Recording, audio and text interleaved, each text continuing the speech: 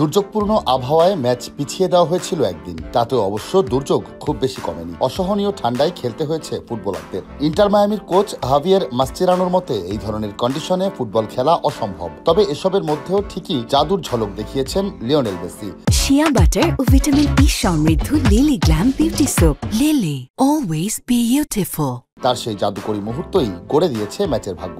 বৃহস্পতিবার CONCACAF champions কাপের opening round সিরিজের প্রথম লেগে স্পোর্টিং ক্যানসাস সিটিকে 1-0 গোলে হারিয়েছে ইন্টার মায়ামি। এই ম্যাচটি নিয়ে নানা আলোচনা চলছিল বেশ কিছুদিন ধরেই। ক্যানসাস সিটিতে তীব্র তুষারপাত ও প্রচন্ড ঠান্ডায় ম্যাচের ভবিষ্যৎ নিয়েছিল অনিশ্চয়তা। তুষার ঝড়ের পূর্বাভাসের কারণে ম্যাচ পিছিয়ে দেওয়া হয়। নতুন সূচিতেও স্থানীয় সময় সন্ধ্যা 7টায় যখন ম্যাচ শুরু হয়, তাপমাত্রা তখন ছিল 5 ডিগ্রি, যা অনুভূত হচ্ছিল -5 ডিগ্রির মতো।